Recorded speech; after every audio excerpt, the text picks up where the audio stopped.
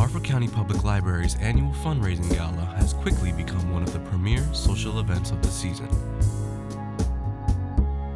People come for the fantastic food, drinks, music, and the now famous auction, all in support of the library's Little Leapers program. And just like last year, the Backyard Crashers project, valued at $46,500, was the item everyone wanted.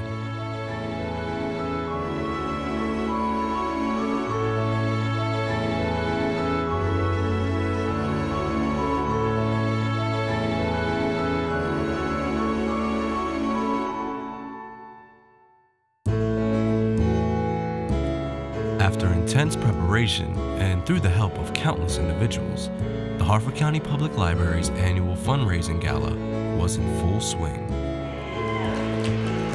Welcome everyone to our 8th annual Harford County Public Library Gala. Attendees enjoyed everything the night had to offer, and after the success of last year's Backyard Crashers, they couldn't wait to see who'd take home the prize.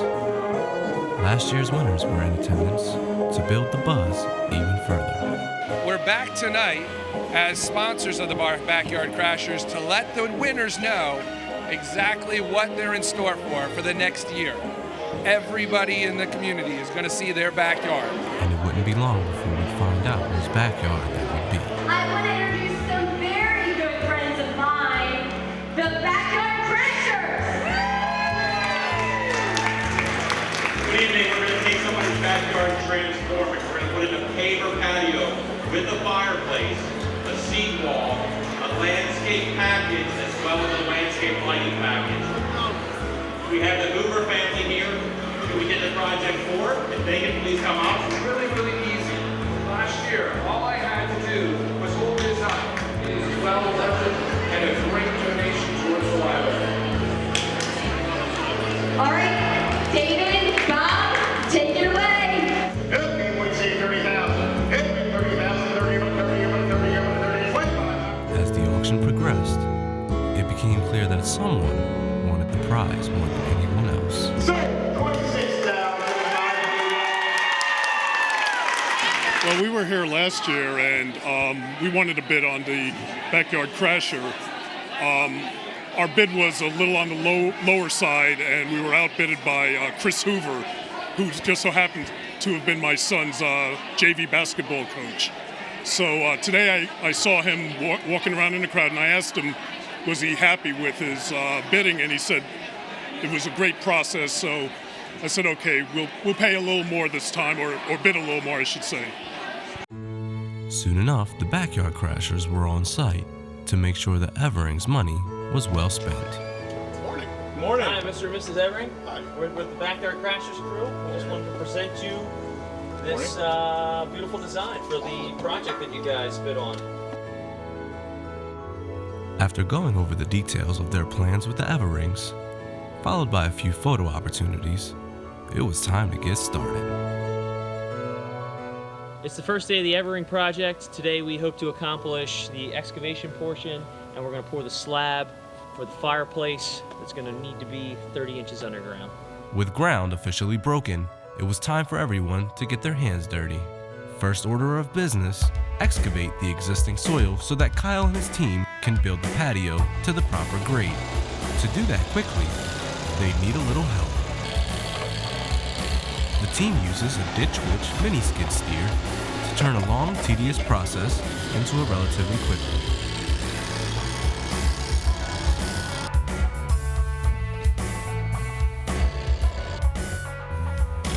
Now they're ready to tackle the foundation for the fireplace and the stairs. After digging out the fireplace area to 30 inches below ground, it was time to start bringing in the concrete. All right, so we've completed the excavation here at the Backyard Crashers project. We got our footer dug 30 inches below grade. And what we're doing now is we're mixing up concrete. So we're gonna pour a 6-inch reinforced slab so that we can set the fireplace on that. And after we're done that, my favorite part of the day, lunch.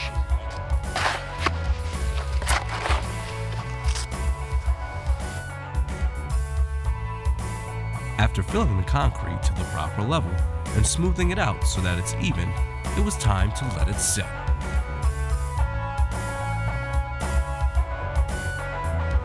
We let our concrete set up here.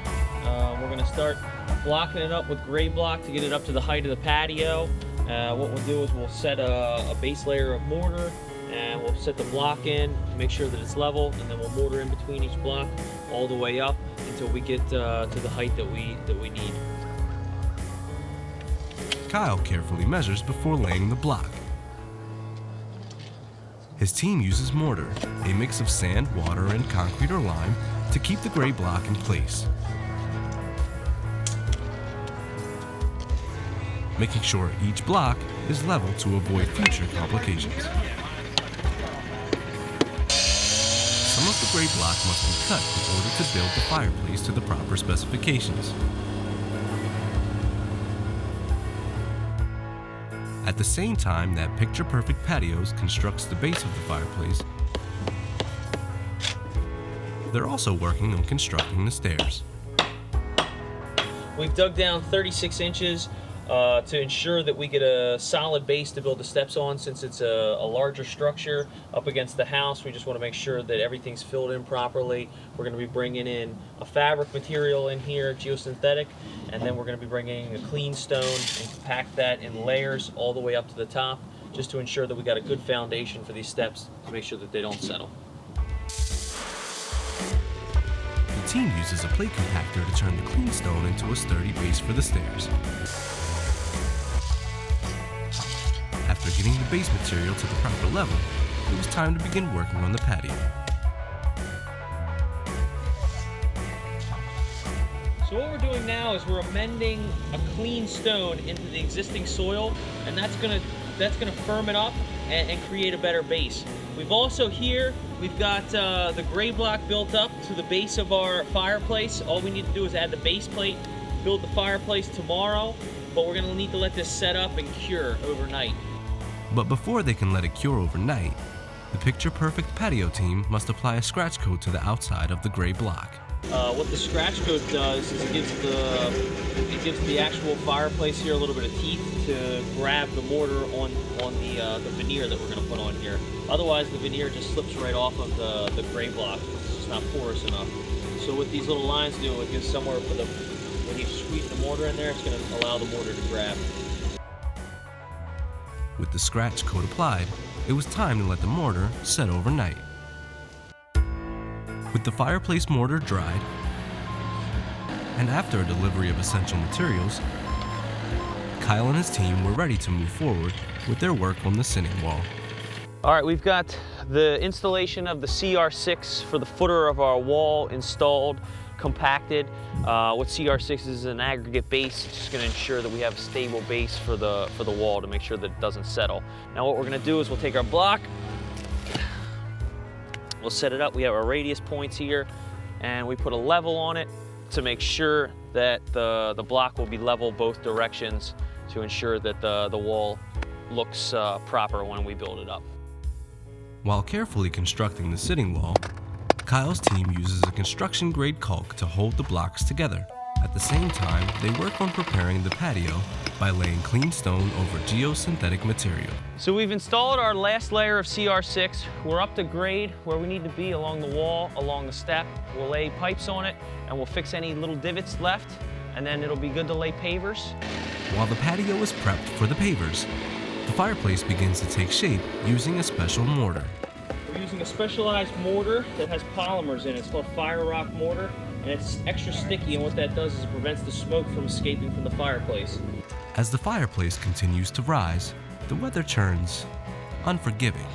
Kyle and his team attempt to complete as much work as possible before having to call it a day and tarping up their work. We'll just wait till it stops, hope for the best. Bummer.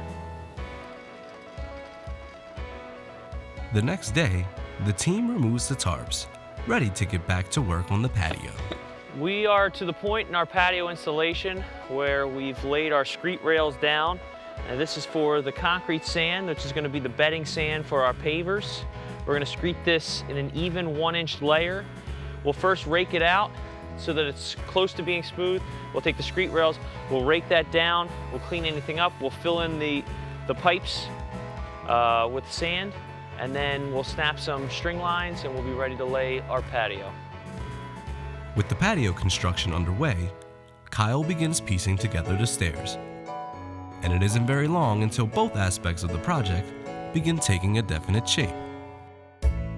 All right, we've already started our step construction. We've got 4 of the 6 steps installed already. You can see that Lance here is setting what we call filler block in the back here, so we'll build it up so it's all solid.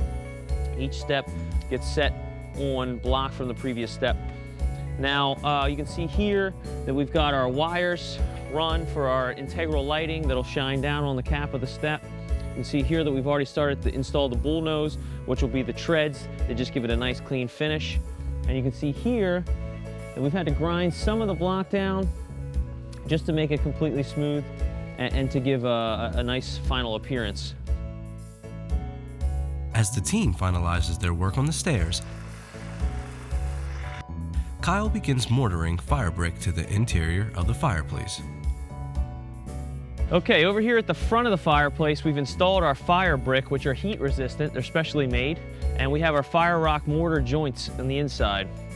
Now these are to protect the actual veneer and the kit from the heat of the fire. With the interior of the fireplace completed, it was time to start work on the veneer. So we started the veneer process on the fireplace, and we are using Ledgestone. It's a cast veneer product, and it's made by E.P. Henry. What we want to do is we want to find the piece that works well. We want to make sure that our seams aren't running too far up. We'll throw some mortar sand mix on here. This is a Portland sand mix. We want to make sure that we get total coverage, trowel off any excess, and then stick it up where it belongs. We'll do this all the way up, corners first. We'll work our way out, and pretty soon this will look like a fireplace. As the veneer begins climbing the fireplace, the team prepares the patio for finalization by burning off any impurities on the surface. So the final step of the patio process, we've swept polymeric sand over the top of the pavers, allowing it to penetrate the joints. We've taken the tamper over it a second time, and we vibrated the pavers to get the sand fully into the joints. Now we've swept it all off. The last step would be to use the blower to get any residual sand off of the top of it, and then we'll wet it down, and the patio will be finished. With the patio finalized, all attention was now on completing the fireplace. And after countless hours of tireless work, it was finally near completion. After applying a layer of mortar to the choke of the fireplace, Kyle and his team add the rest of the veneer and 4 corner blocks that will allow the top piece to be put in place. With their section of the project complete, it was time for the landscaping team to start planting. The landscaping team plants their trees and shrubs along the border of the patio, making sure to score the root ball in order to loosen up the roots. They leave enough room in their holes that the plants will comfortably be able to grow, then fill in the area with loose soil to keep the plants in place. The landscaping team ties stakes to the trees to ensure they'll grow straight. As the day progresses, some much-needed help arrives in the form of County Councilman Chad Schroeds. Chad rakes the garden areas, removing any large chunks of dirt that remain. Soon enough, the landscaping portion of the project is complete. And now, the Nature Unlimited team comes in to finish the job. Hi, Greg Sorg, Nature Unlimited. We are here at the Everings project to complete the lighting install. During construction of the hardscape, we installed the lights under the caps to give some illumination coming down the steps. Today, we're installing path lights and uplights to illuminate the rest of the patio and the landscape. The lights that we're actually using here are not your normal halogen lamps. We are using LED on this project, so our overall power draw on this project is very low. So it's less cost to run this system than a normal halogen landscape lighting package. Here's the transformer, which we'll use to control the landscape lighting. This is a 150 watt transformer. Because we're running LED, our wattage is a lot less, so 150 watt will cover all the lighting on this project. After coming back at night to check the lights and make a few tiny adjustments, Greg and Nature Unlimited are finished, bringing this year's Backyard Crashers project to a close. It isn't long before the Everings are entertaining guests on their brand new patio. Hi, I'm Dave Patzer, President of the Harford County Public Library Foundation, and today we're here at the home of Tony and Margaret Evering, who are the winners of the 2012 Backyard Crashers auction. As you can see, it's turned out beautifully. Our partners did a fabulous job, as you can see. Most importantly, our clients, Tony and Margaret Evering, are happy with the project, and we also raised a lot of money for our Little Leapers project, which launched earlier this year. My favorite part of the project was just being able to give this wonderful donation to Harford County Public Libraries. The Everings won, we won, the library won. It's a win-win-win-win-win situation. It's been a great project working here, and we're looking forward to the next one.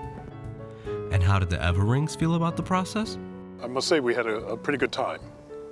This patio will be put to great use. I can see us having many evenings sitting out here enjoying our friends and family members, as well as just taking advantage of having this peaceful spot to sit in and relax. Another successful project under the Backyard Crashers belt.